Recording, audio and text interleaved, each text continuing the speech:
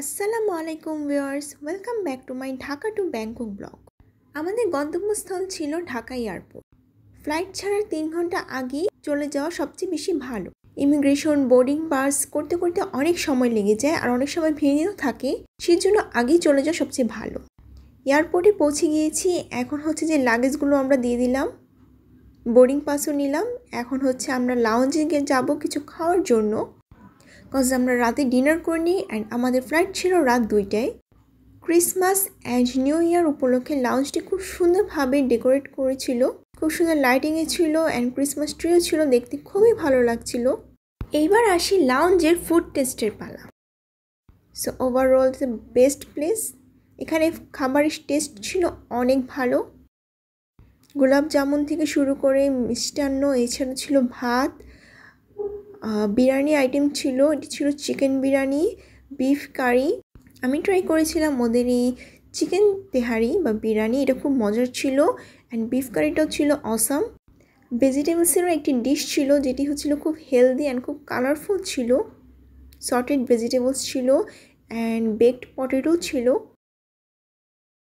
Cucumber, corn, rajma দিয়ে এই special সালাডটি খুব মজার ছিল, যেটির মধ্যে ছোট ছোট করে সসেজও ছিল, এটি টেস্টও ছিল অনেক মজাদার অ্যান্ড স্যান্ডউইচও ছিল অনেক টেস্টি।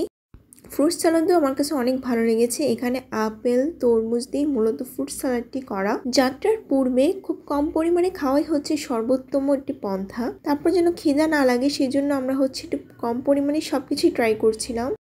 এখানে মালটা, পেয়ারা, শসা মানে স্যালাড অ্যান্ড ফ্রুট সেক্টর এই সাইডই ছিল। স্যুপের মধ্যে থাই স্যুপটা আমার কাছে অত বেশি ভালো লাগেনি। এখানে মিটের পরিমাণ যথেষ্ট ছিল কিন্তু টেস্ট ছিল একদমই টেস্টলেস। খাওয়া দাওয়া কমপ্লিট করে এখন হচ্ছে যে প্লেনে ওঠার পালা। ফ্লাইট ছাড়া 30 মিনিট পূর্বে আমরা প্লেনে উঠে গিয়েছিলাম। একে একে সবাই এসে এখন বসছে এবং যে যার লাগেজগুলো রাখছে, অর্থাৎ হ্যান্ড লাগেজ।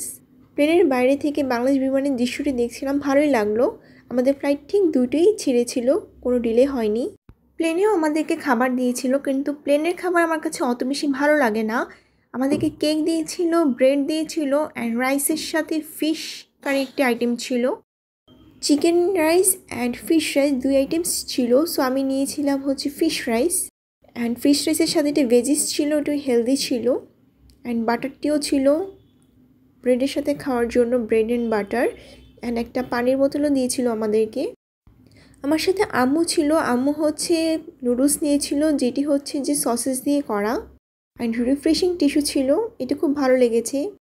থাই এয়ারওয়েজের ফ্লাইটের খাবারগুলো ছিল যথেষ্ট পরিমাণে ভালো এবং তারা জুসও দিয়েছিল। ওভারঅল আমি স্যাটিসফাই থাই এয়ারওয়েজের ফ্লাইটে। সো আমরা পৌঁছে গেছি, এখন আমরা বের হলাম পরবর্তী ইমিগ্রেশনের জন্য, অর্থাৎ ব্যাংকক ইমিগ্রেশনের জন্য। ইমিগ্রেশনের কাজ কমপ্লিট করে আমি হচ্ছে সিম কিনতে চলে আসলাম এয়ারপোর্টের এখানেই। 399 বাদ দিয়ে একটি সিম কিনি যেটি ছিল 8 দিনের প্যাকেজ।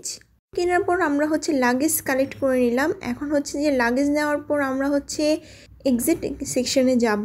ব্যাংককের এয়ারপোর্ট থেকে আমরা পাতায়ার উদ্দেশ্যে একটু পরে রওনা দিব। আমরা গাড়ি রিজার্ভ করে রেখেছিলাম, তো গাড়ি ব্যাংকক থেকে পাতায়া যাওয়ার জন্য আপনারা গাড়ি রিজার্ভ করতে পারেন অথবা এখানে বাসও আছে। আমরা হচ্ছে গাড়ি রিজার্ভ করে রেখেছিলাম, আমাদের এখানে 10 জনের ট্যুর মেম্বার ছিল। এয়ারপোর্ট থেকে বের হয়ে রাস্তা পার হয়ে আমরা যে গাড়িতে বসলাম লাগেজ নিয়ে, এখন আমাদের নেক্সট ডেস্টিনেশন পাতায়া সিটি। ইমিগ্রেশনে আমাদের তেমন কিছু আজ করেনি, শুধুমাত্র হোটেল বুকিং আর রিটার্ন টিকিটের কপি দেখতে চেয়েছিল।